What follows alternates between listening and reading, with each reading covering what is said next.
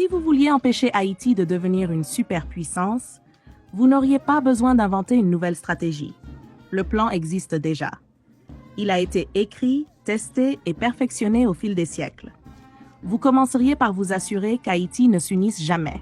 Le moyen le plus simple d'y parvenir serait de maintenir les divisions ethniques, tribales et religieuses. S'ils commencent à collaborer, rappelez-leur les rancunes du passé. Rouvrez les vieilles blessures. Financez les mouvements séparatistes. Gardez les différends frontaliers irrésolus. Veillez à ce qu'à chaque pas en avant, ils reculent de deux, trop occupés à se battre entre eux. Vous installeriez des dirigeants qui servent des intérêts étrangers, pas leur peuple.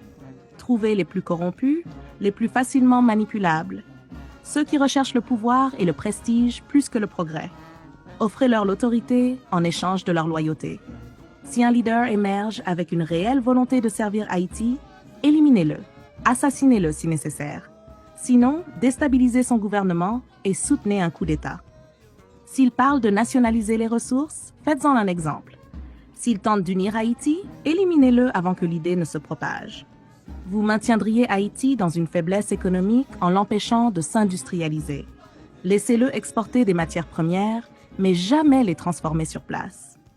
Contrôlez les mines, les champs de pétrole, les minéraux rares, qu'ils vendent à bas prix et achètent cher. Si Haïti tente de s'affranchir et de développer ses propres industries, sabotez-le. Imposez des sanctions. Déstabilisez sa monnaie. Financez l'opposition locale. Faites s'effondrer son économie. Si cela ne suffit pas, orchestrez une guerre civile.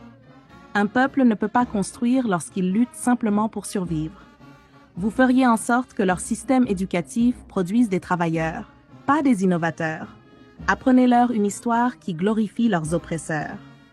Faites-leur croire que leurs cultures sont primitives, que leurs ancêtres étaient des sauvages, que leur avenir dépend de l'approbation étrangère. Entraînez-les à mémoriser, pas à penser de manière critique. Gardez leurs meilleurs éléments tournés vers l'étranger. Faites-leur rêver de fuir Haïti plutôt que de le reconstruire. Offrez des bourses qui emmènent leurs esprits brillants en Occident sans jamais les encourager à revenir.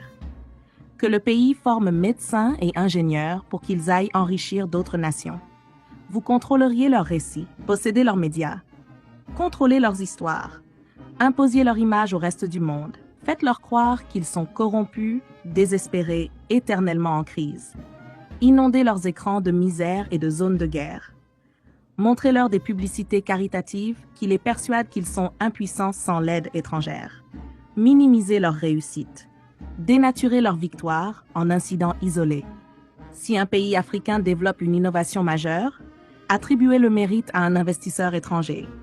Si un dirigeant haïtien met en œuvre une politique efficace, présentez-le comme une exception, pas comme une preuve de compétence. Vous feriez en sorte qu'ils restent dépendants. Noyez-les sous la dette. Offrez des prêts avec des conditions impossibles.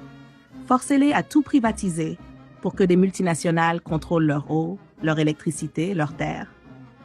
Lorsqu'ils luttent, donnez-leur juste assez d'aide pour survivre, mais jamais assez pour devenir autonomes. Utilisez la charité pour créer une culture de dépendance plutôt que de résilience. Faites-leur croire que l'intervention étrangère est nécessaire, qu'ils ne peuvent pas résoudre leurs propres problèmes, qu'ils ont toujours besoin de l'aide extérieure. Vous réprimeriez leur puissance militaire. Gardez leurs armées faibles, leurs industries de défense inexistantes.